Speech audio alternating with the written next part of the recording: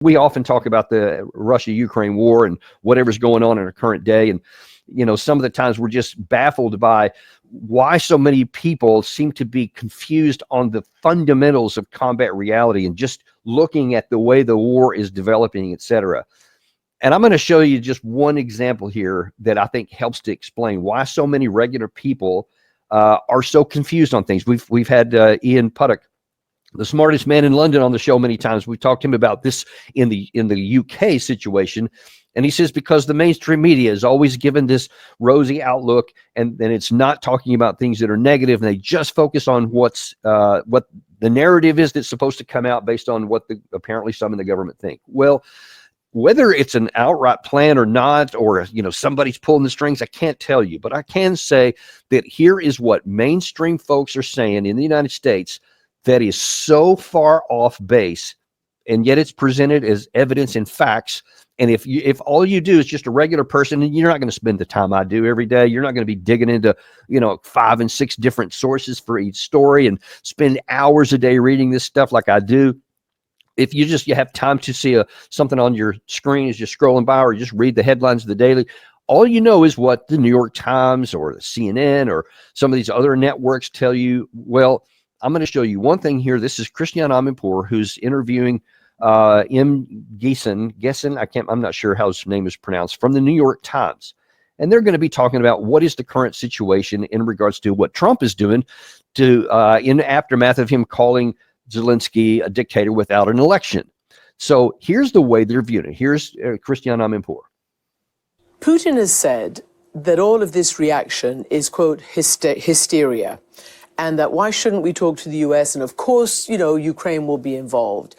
Is there anything that you could say might be happening behind the scenes that wouldn't result in essentially throwing Ukraine under the bus and isolating Europe? I really believe at looking at the thing and not looking for the thing behind the thing. I think we know what's happening. They're telling us. And Putin has been telling us what he wants for a very long time. He wants to get back to the post-World War II status quo, when the world was divided between the United States and the Soviet Union. He feels like he has been dealt a bad deal in the aftermath of the collapse of the Soviet Union, and that Russia he personally deserves, to get back to Yalta and to divide up the world again.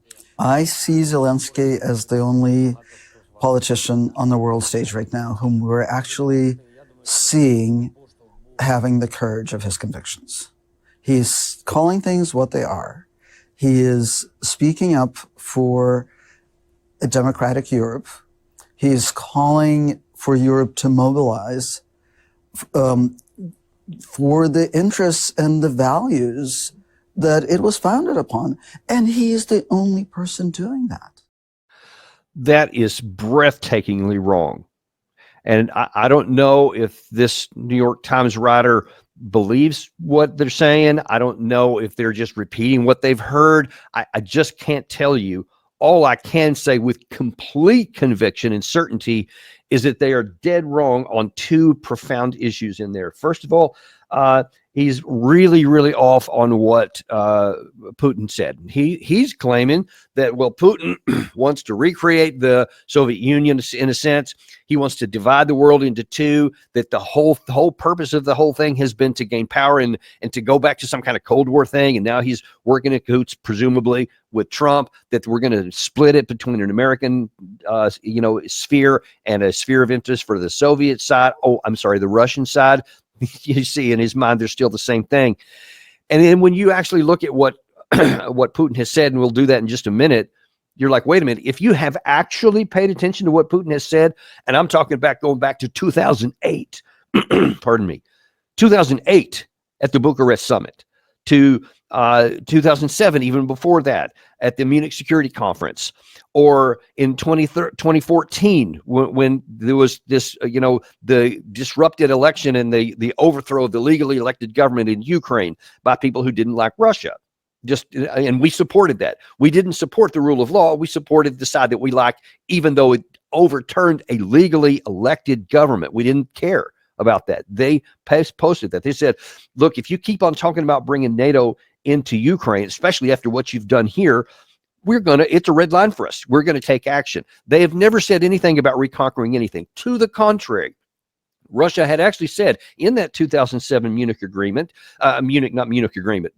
conference, that they wanted to incorporate with Europe. They wanted to work together, but they were concerned that there seemed like a hostility from the West, and they were continuing to expand NATO. Every time Russia gets a chance, they keep saying NATO advancing to our border is a red line. We're not going to tolerate it any more than you would. Didn't say anything about recreating the Soviet Union, about conquering any land. It was exclusively always up to the very moment that they went into conflict, because they said it's the NATO encroachment to our border is what's going to cause this. And then they told us privately, they told Biden himself, they told NATO through Secretary General Jens Stoltenberg, NATO and Ukraine equals war, period. That's all. And then they wanted a cooperation with Europe. They were making economic integrations. They were sending their fuel, gas, and other petroleum products at a low price, something that was allowing the Western economies to prosper. They wanted to integrate. They had no interest. They had no actions whatsoever talking about, and they wanted to conquest. It was only the Western side which kept encroaching closer and closer to the Russian border. We just want to ignore that. And then here you have Putin continuing to say the first few days of the war, he wants to negotiate a settlement to end the conflict. The first 2 months in Istanbul, he wants to end the conflict. And again, at least in one other time with Turkey's help, they were trying to get some. It didn't get very far during the war. And then the last one in June of last summer, again, he lays out conditions. This is what a negotiated settlement will look like. We want to end the war right then.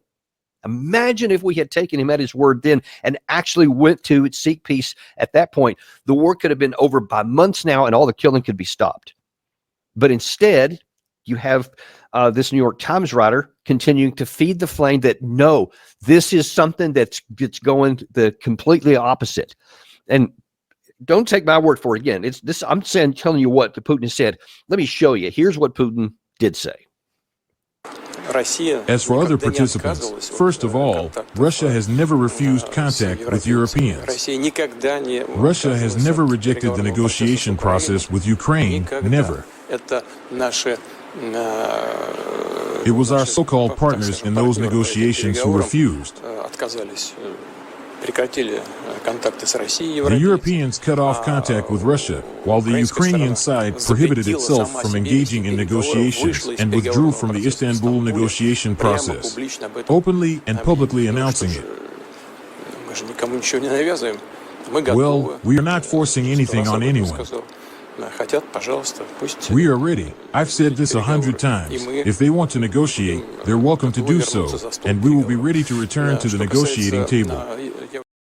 Now, does that sound like the guy who just wants to cleave the world into a new East and West divide, that wants to conquer anything, who keeps saying over and over, and that's verifiable, it's on the record, West and East, that he's been trying to have this negotiated and get off the table and end the conflict, ergo, not cleave it into an East and West, not conquer anybody else. And yet, only because I'm showing you on the screen, here's what Putin is saying. This is just a few days ago. And has been saying for years, and I just laid out from 2007 forward to today, one consistent message he has always said. You don't hear any of that in the New York Times. You don't hear any of that from Christiane Amanpour. She didn't push back on it at all. And whether it was on PBS, as that one was, or on CNN, where she's on other times, or on her own show in different places, you don't hear any of that. So if the person who's just, scrolling through on their phone and they land on this, then they think, well, it must be right because the moderator didn't push back on it. And this is a New York Times, the alleged standard of Western democracy, the standard of journalism in the Western world, the New York Times, is grossly off the plate. And then the last thing that they were so far off on is Zelensky. I don't want to spend a whole lot of time on that.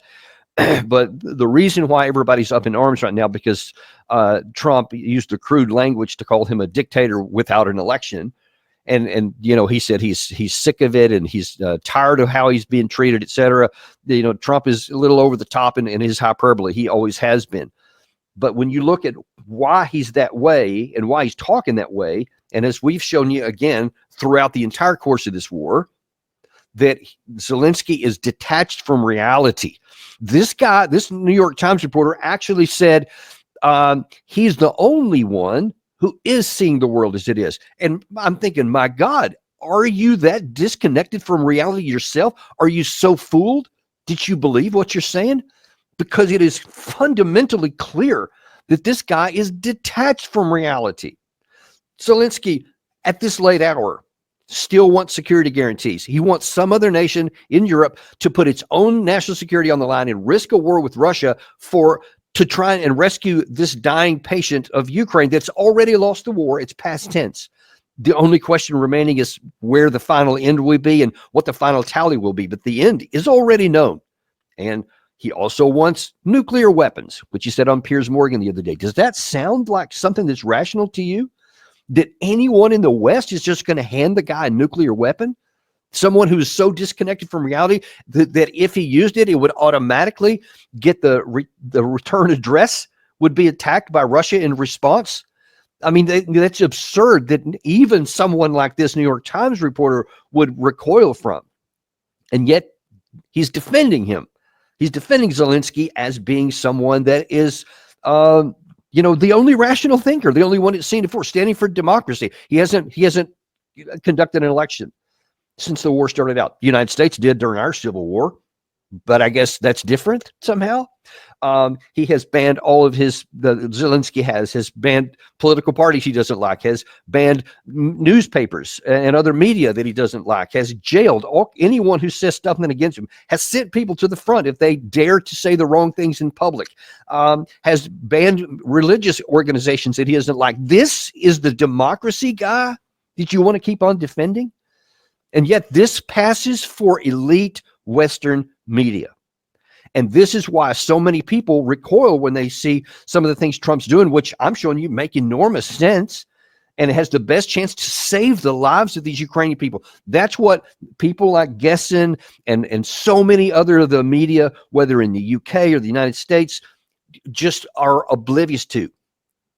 Their reporting like this has enabled the Ukrainian people to die in larger numbers by continuing to get public support and money and everything else to keep a war on life support that should have ended a long time ago. The best case you could have ever had to be rational would have expired in 2023 when the Ukraine side did everything it could to try an offensive maneuver to force Russia out.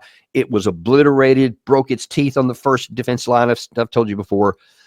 By any rational person's observation, then you can say, okay, we did everything we could. It didn't even Russia's getting stronger. We'll never get a second shot at this. Let's end the war right now. That's what should have happened. But instead, the deception continued on, or the disconnection from reality. I can't really say for sure what it is in any individual case.